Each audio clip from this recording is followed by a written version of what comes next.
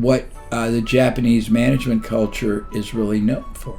If you believe in what I teach, which we may or may not get into, which is preeminence, that you have to look out after 3 different categories of clients. You want to be very focused on the ones who pay you, the buyers, but you also want to always be committed to grow, develop, and be very, very respectfully supportive of your team, which frankly I don't think is. 皆さんこんにちは。アメリカの現役マーケティングコンサルタントゆきです。今日は私の YouTube チャンネルでこれまでで史上最高のゲストをお呼びしています。アメリカで全米ナンバーワンのコンサルタントと言われていて、世界最高峰のマーケティングのゴッドファザーと言われている Jay エブラハムさんです。Thank you so much, Jay, today for your time. Oh, it's my pleasure. What a delight, a chance to really share with everybody some perspective. It's great. Thank you. This is my dream come true. You're the reason why I started my business and start enjoying studying marketing. That's great. Yeah, so today I wanted to ask you about the recession-proofing business strategy. Okay. And a lot of people are saying that recession is coming. And I know you've been through recession more than 5 times in your entire career. I have. And so that's why I wanted to get your insight on like how the business people should prepare for the coming year, okay, so they can prosper during those uncertain times. Good. All right. So the first question is, how should business owner prepare for the recession? Okay, well, in a recession, people have to realize the following. There's 2 mindsets. One is defensive, one is offensive. One is pulling back, one is going forward. You have to decide whether you want to grow your business or whether you just want to, stay surviving. I tend to like clients that want to grow in a recession. So the way you grow in a recession is the following. The first thing is if you do any marketing, you do any selling, you do any kind of advertising at all, you have to make your advertising, your marketing, or your selling more powerful. More powerful means you're not going to get as many people because there are going to be some that are more scared, apprehensive, uncertain, so you're going to have to be stronger on your value proposition, stronger on the benefit you offer, stronger on the proof that you give them about why to choose you or your product or your service or your company, stronger about the risk reversal that you give them, stronger about any incentives, bonuses, discounts for longer purchases or larger purchases. So that's the first thing you should do. The second thing you should do is have more what we call upsells, more ways to increase the size of every transaction you do so you make more profit each time you sell. If right now you're only selling one thing, but you actually have many things you could sell, or you could find other things you could offer at the same time that might double the size of the sale but might 4 times the profit you make. If you make 4 times as much per sale as you do in a non-recession, you're actually growing. That's the next thing. The next thing is do not cut down on customer service. In a recession, most of your competitors will cut down on the following things: advertising, marketing. They will actually cut some of their highest paid talent, the best people, because they're expensive. They will cut customer service. When that happens, new people coming in are not having a good experience, and the very best buyers are treated no different than the worst buyers. So it's a great time for you to be able to take the best clients, the best buyers away from the competition. In a bad market, Yuki, business might slow down, but it usually doesn't stop to 0. So if you're the best offer, the best value, the best benefit, the best risk reversal, the best package, and the ability to market when everyone else is pulling back, you're going to get the lion's share, the majority of people coming in.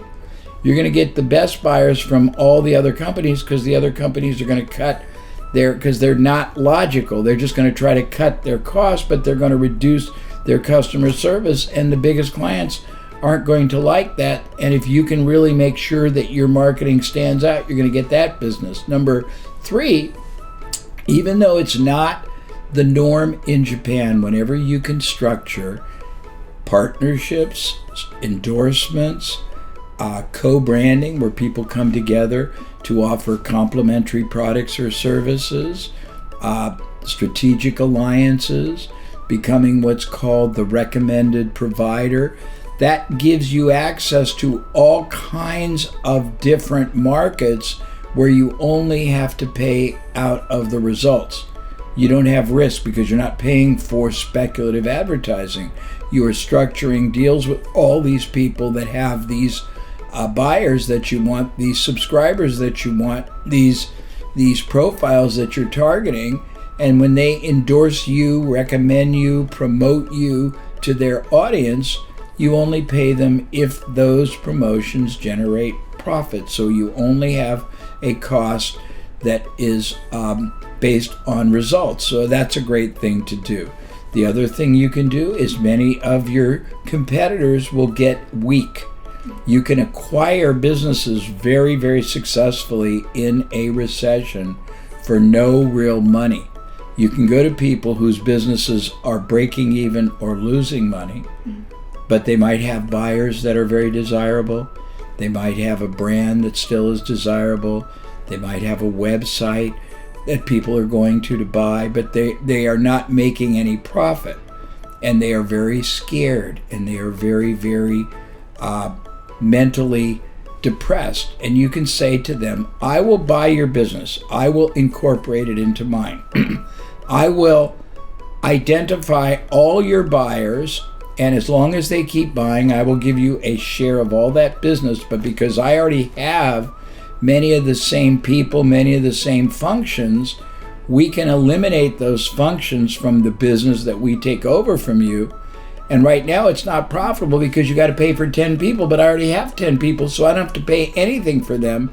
So I can make your business that is not profitable if I run it, and I can give you 20 or 30% or half of the profit and pay you, this is the company you would acquire for nothing, more money for doing nothing than what you do. And a lot of times they have complementary buyers, they have other products or services, they may have salespeople you don't have. So that's a great thing to do. So you have to be aggressive because it's recession. Yes, there is research, Yuki, that has shown that in the last 5 recessions, the companies that were offensive, not defensive, outperformed the ones that were defensive by almost 3 times. That means that instead of pulling back and getting scared, if you say we're not going to hide, we're going to be more aggressive but strategically much smarter, those companies grew while the ones that pulled back dropped. Wow, so in that sense, is that actually a recession time is a good time to start new business as well? It can be a great time to start new business for the following reason. Number 1, most of the competitors are not aggressively marketing. Number 2, a lot of the online marketing platforms are going to cost a lot less because that, a lot of people are no longer bidding for the audience. So you're going to pay less, but you have to have great marketing.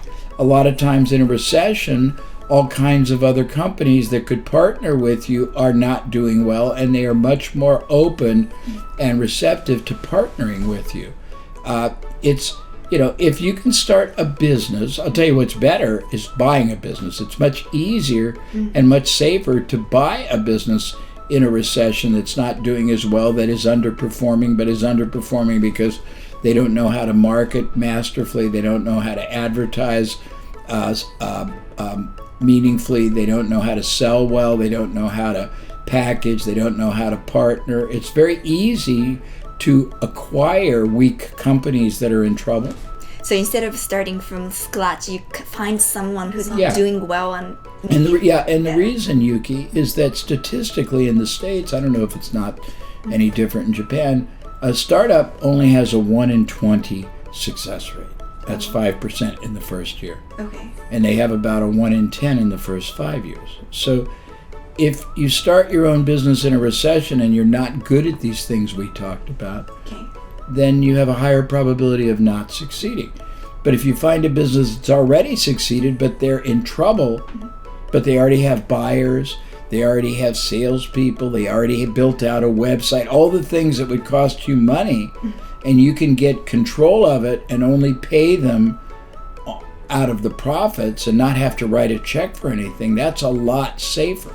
And you can buy products, you can buy companies, somebody's in trouble, you can buy their salespeople, you could buy their buyers, you could buy their product line, you could buy all kinds of things. Is there any ways that you can acquire business without the initial investment? Sure. You pay on results. I mean, we've bought lots of businesses that way. You basically say, look, we'll take over your business, we'll incorporate it into ours. We'll take all the buyers you've got that are not ours, and as long as they keep buying, you will get a share of all that revenue forever. We will take your salespeople, and all the sales they generate, you'll get a share forever. If you have products or services that you have created that we don't, every one we sell, you'll get a share forever. If you have an office you can no longer afford to pay for, we will actually help you sublease it to somebody else, and we will cover the shortfall. A sublease means, let's say you have a year left on your rent on your office and your business is not doing well, and I come and I want to take it over. But I don't need that office anymore because I have my own office. But you still have a year left. So let's say your rent is $10,000 a month. Well, I might say, Yuki, I will help you sublease that to somebody else, and maybe all they will pay is $8,000. So there's $2,000 a month someone will lose. I'll pay that $2,000 to help you get out of that lease. And I can pay it out of the profits I would make by taking over your business and eliminating most of the overhead, because I already have. If you have an accountant, I already have an accountant. If you have a customer service, I already have a customer service. If you have a technology, I already have a technology. So we can eliminate all that and make a business that you are not making money from profitable enough, if I put it in with mine, that I can pay you a share and you can make more money for doing nothing than you are trying to keep it alive. Wow, that's brilliant. So you talked about a lot of offense, and also you're known for thinking differently. Yes. That's why you're very strategic. So how should we think differently in order to turn those crises into opportunity? Well, I mean, the first thing is there's always significant opportunity in adversity. Okay. And if you do it right, you're actually helping people. If you understand that many companies will terminate their most expensive team. I mean, players, the salespeople, the talent. If you hire them, even if you don't give them the same salary, but you give them a lower salary, but a bonus based on their ability to make you money, you're helping that person, because if you don't help them, they would be out of work, right? Right. If somebody's got a business that is no longer making profit, and they might have to close it if somebody doesn't come in and help them, if you take over that business and you give that owner a share of the revenue that you keep generating from the buyers you get from them, you're helping that owner, aren't you? Right. If they have salespeople they would normally fire and you let them work for you, you're keeping them working, right? If there are buyers that would normally be left to find some other provider if a company went out of business and you continue supporting them, the buyers are benefited. So you're actually helping everyone. Does that make sense? Yes, it does. So you form partnership where you thrive and also other people thrive. Yeah, it's not taking negative advantage. It's actually benefiting everybody. I see. So we talked a lot about the aggressive strategy. Is there any defense strategy that people should implement? The first thing you always want to do is preserve your cash. Okay. Because it's hard to generate cash, and if you borrow money, money gets more and more expensive in a recessionary market, and financial organizations or vendors are not going to give you as much as they would in good times because they're worried you won't be able to pay or you'll become slow or delinquent. So the defensive strategy is to literally identify the 80-20 rule. Every business has 20% of their buyers that generate 80% of their profit. Figure out who they are and make sure you spend a lot of time, attention that maybe you find other products or services you can sell to them because it doesn't cost anymore. You've already acquired them. If you try to acquire buyers through advertising, it costs you money. If you acquire them through salespeople, you've got to pay those salespeople. But if you've already got the 20% to generate 80% of your profit, figure out who they are. That's the next thing you do. Look at getting your people trained on how to be more productive, more effective, more efficient. There is training. You can normally get your team at least 20 to 50% more productive, effective, and competent. If you do that, you're going to get much more performance out of the same people. So that's the next thing. If you have people that are selling, getting them trained in consultative advisory selling. Most salespeople are not trained in advisory selling. All their training is in the product. They know that this will hold 9 ounces of coffee, and that you can put it in the microwave, and that the words won't come off. But they don't know how to sell it effectively. They don't know how to sell this against somebody else's cup. They've not been trained in true salesman or saleswomanship. So get people trained, because if you train salespeople, your salespeople will perform 20 to 50% better.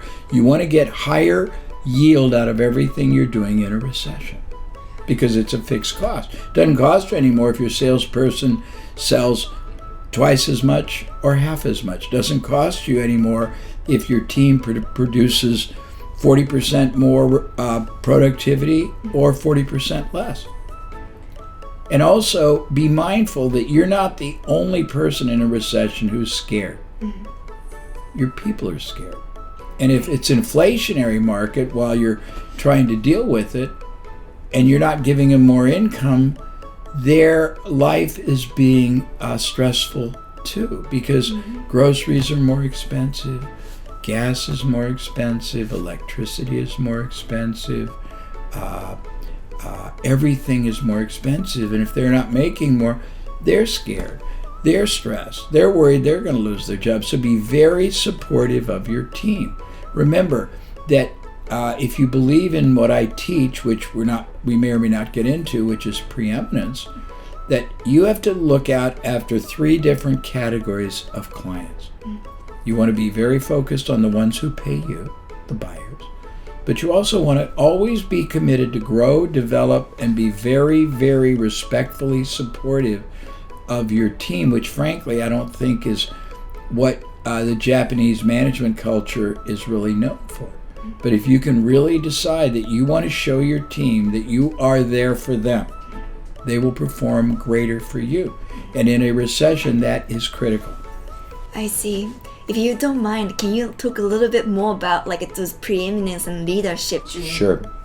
It may or may not be known in Japan, but I've for 25 years been I don't know if I'd call myself the world leader, but I'm a leader in the field of being preeminent. Preeminent means the highest level of distinction or choice that somebody could possibly turn to. I've taught businesses of all types, size, all over the world, how to be seen in the eyes of the market they are targeting, their audience, as the most trusted advisor for life, the only choice that audience could turn to. And I've taught them how to really raise their ability to communicate to that audience that the companies that I work with, understand their audience better than all the competition, and that they fulfill the audience's needs and requirements better than anybody else, and they understand them better. And it's a process in words and in actions.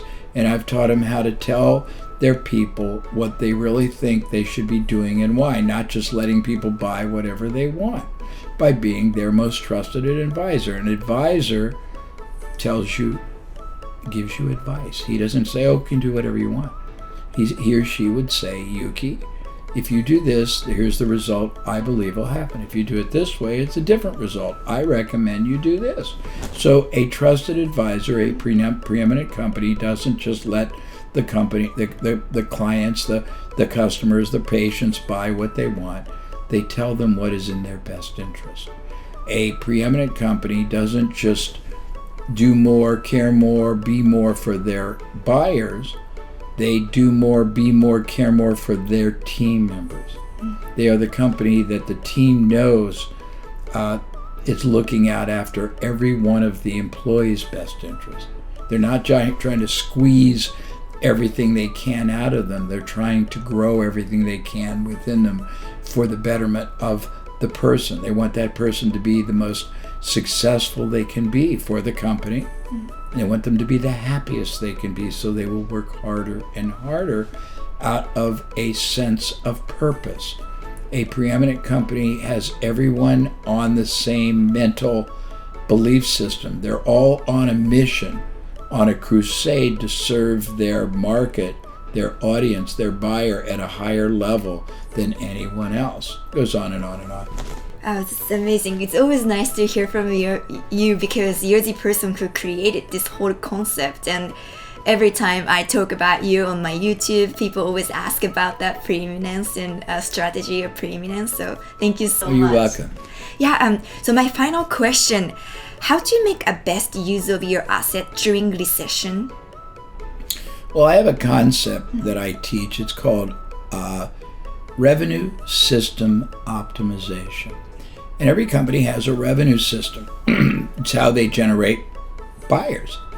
Many of them are very reactive. It's just word of mouth.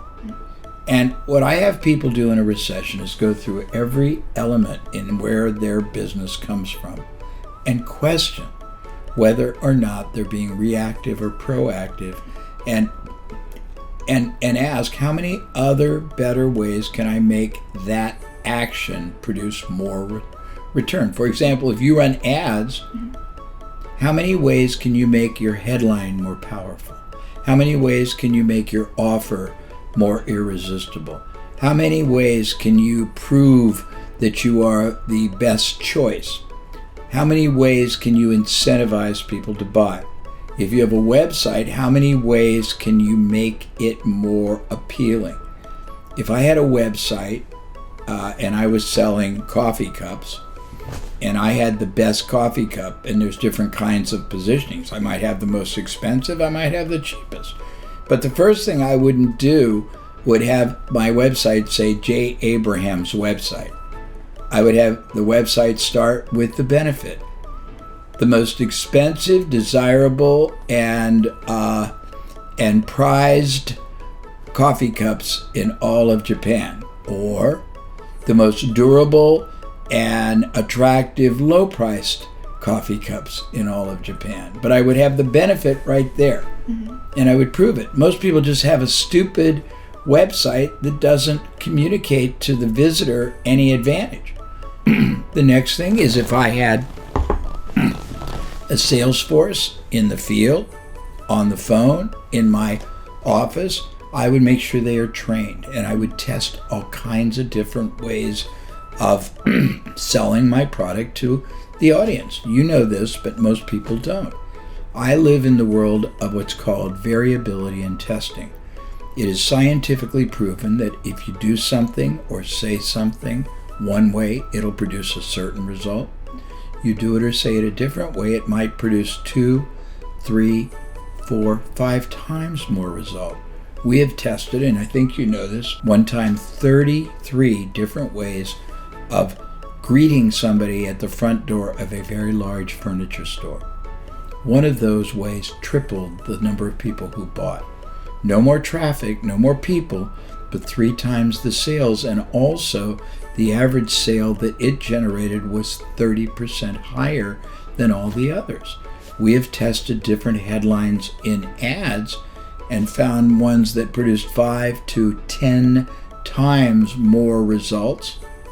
We have tested different ways of creating proof, endorsement, testimonials, success stories from people, analysis of the performance of a product.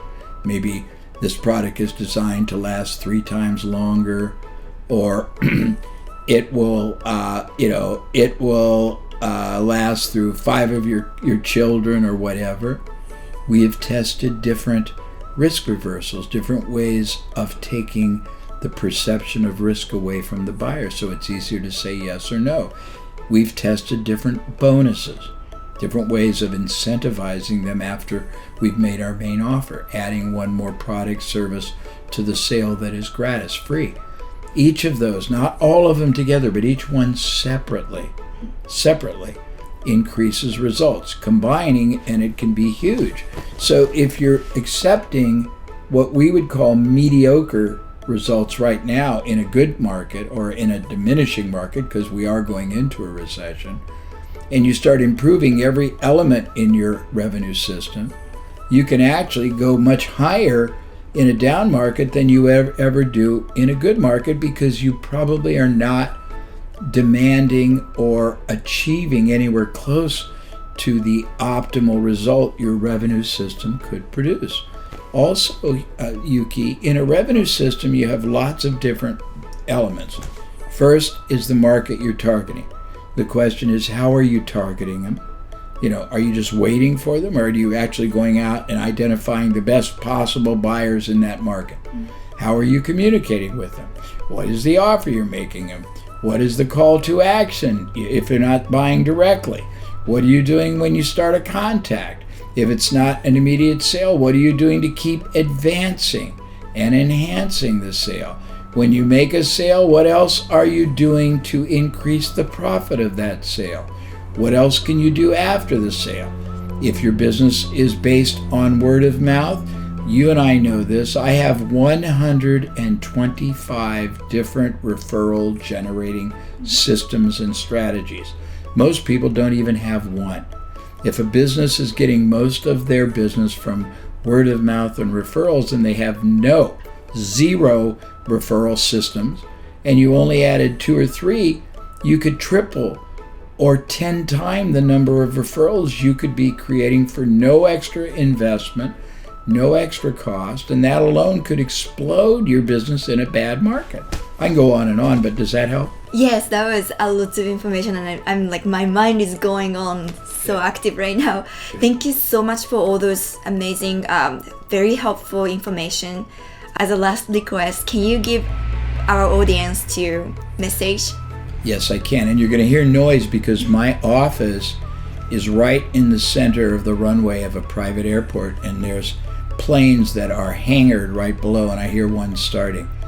I've dedicated my life to helping entrepreneurs who were deserving, people who dedicated their hopes, their dreams, their lives to a business that they expected to give them a good income, satisfaction, fulfillment, and prosperity. And I watched so many of them accept a fraction of the success, the income, the profit, the predictability that the effort, the opportunity could produce if they knew the kind of methods that I teach. The reason that I have had an interest all over the world, in Japan and in all kinds of other companies, is that you have business owners, entrepreneurs, professionals who are very dedicated. They work so hard and they care so much. And we see that when we have our sessions with them. But they do so much less than they could and they should. They just don't know. And there's no shame in not knowing, but I believe my job, my responsibility, ours, is to expose them, to reveal to them how much more is possible from the time they spend, the effort that they're making, the opportunity they have, the resources they are investing, the life they are committing. And I think that anybody in business or anyone who wants to go in business deserves to get the greatest success, the greatest reward financially and through satisfaction that is possible. And my observation in Japan is most small and medium entrepreneurs are working far harder than they have. They're far more stressed than they should be. They're earning far less than they should, and they have far less certainty. And my goal in this in this challenge and everything that flows is to help change that. Thank you so much, Jay. 皆さん今日は最後までご視聴いただきありがとうございました。Jay のこの不況をどうやって乗り越えるかっていう最新のもう本当 Jay エイブラハムのマーケティングゴッドファーザーが言うこの戦略聞いていたら本当に間違いはないと思うので、必ず皆さんも今日の動画を何度も繰り返し視聴することで今後新しい市場に入っていく中でよりビジネスが今以上に反映するような戦略を立てていただければと思います。J の他のプログラムなどの情報はすべて日本語で学べる情報などあるものをまとめて私の動画の詳細欄に貼っておくので、ぜひそちらも J のコンテンツもっと学びたいっていうことはそちらも参考にしてください。それでは皆さん今日も最後までご視聴いただきありがとうございました。また次の動画でお会いしましょう。